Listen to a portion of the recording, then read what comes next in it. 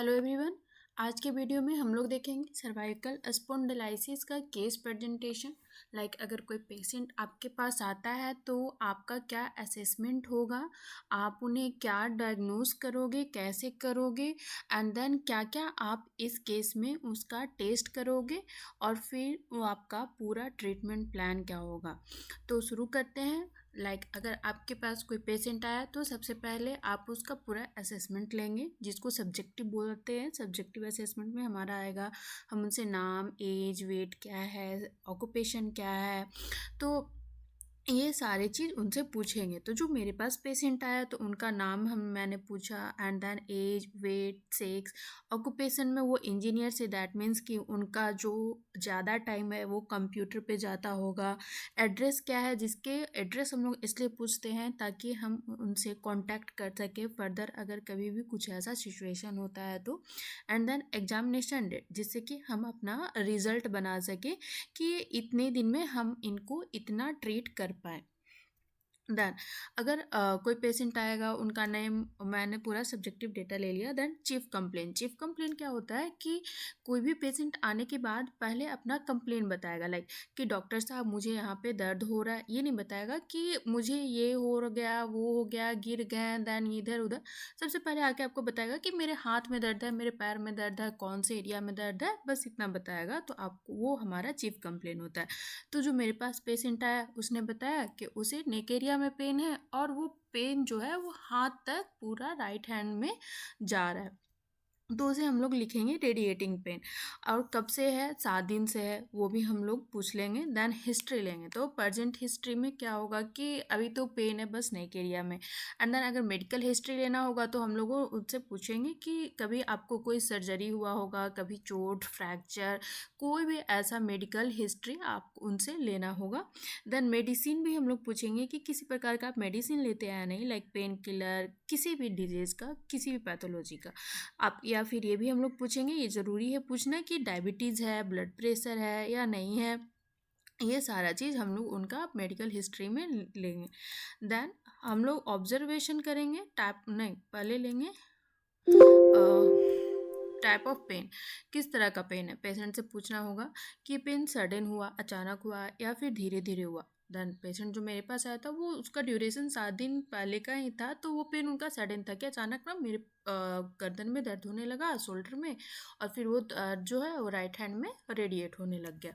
तो किस तरह का पेन है, डल एक्किंग पेन है, कब रहता है, ये भी पूछना होगा। तो पेशेंट आपको कंप्लेन करेगा कि ये कभी कभी 1 घंटे तक रहेगा, कभी शाम को ज़्यादा रहेगा, कभी सुबह ज़्यादा रहेगा। किसी किसी का कंप्लेन होगा कि नहीं, ये 24 घंटा हमेशा ही मेरा दर्द रहता है।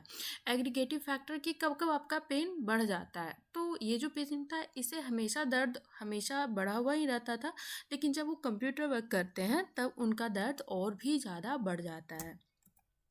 अगर हम लोग ऑब्जर्वेशन करते हैं तो पालपेट करके देखेंगे कि वहाँ पे टेंडरनेस प्रेजेंट है या नहीं, एडिमा है, स्वेलिंग है। तो इनमें हम लोगों ने पाया कि इनमें राइट जो शोल्डर था उसमें स्वेलिंग था, और ट्रेपीजियस मसल का शॉर्टनिंग हो रखा था।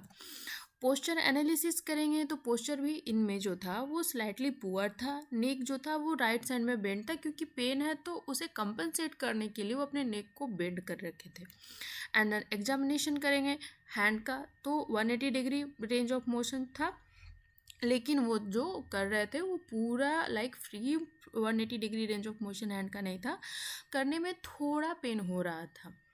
और नेक का रेंज ऑफ मोशन जो था वो लैटरल, लेफ्ट लैटरल फ्लेक्शन बहुत ही ज़्यादा अच्छा नहीं था।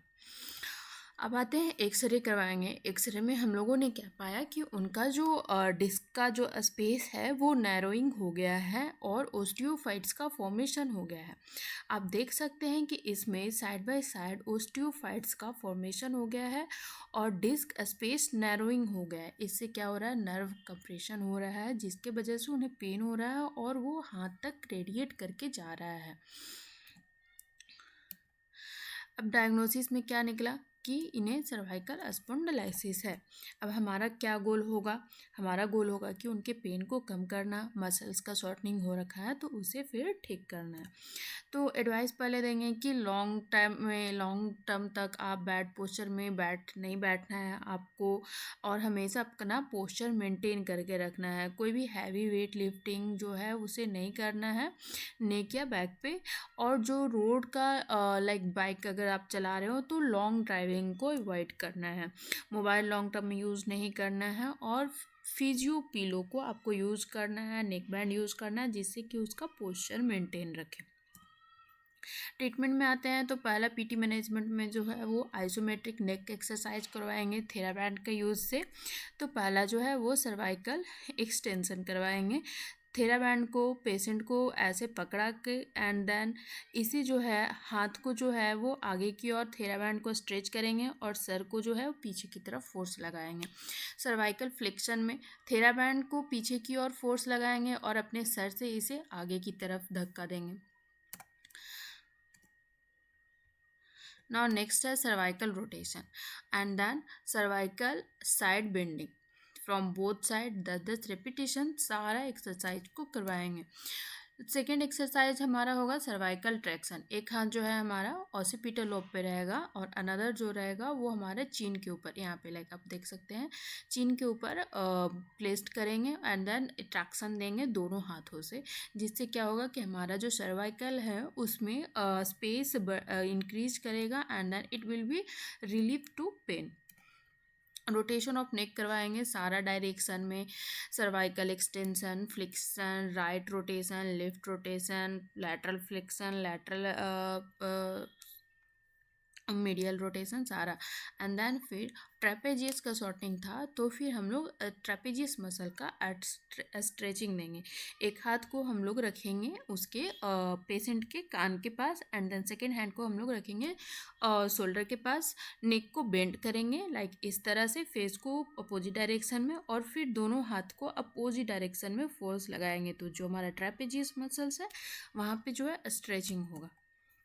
न्यूरल मोबिलाइजेशन देंगे क्योंकि जो पेन है वो हाथ तक रेडिएट होके जा रहा है। दैन न्यूरल कंपरेशन है इसलिए हम लोग न्यूरल मोबिलाइजेशन देंगे। तो मीडियल नर्व का, अल्नर नर्व का, रेडियल नर्व का सारा का मोबिलाइजेशन देंगे एंड देन फिर हम लोग उसे आइसिंग करेंगे। इलेक्ट्रोथेरेपी में टेंस यूएस वाइब्रेटर और इंफ्रारेड का यूज़ करेंगे। रिजल्ट हमारा क्या आएगा कि 2 वीक तक हम लोग सेम चीज़ को फॉलो करेंगे, सेम प्रोटोकॉल जो हम लोगों ने अपना पीटी मैनेजमेंट, इलेक्ट्रो मैनेजमेंट बना रखा है।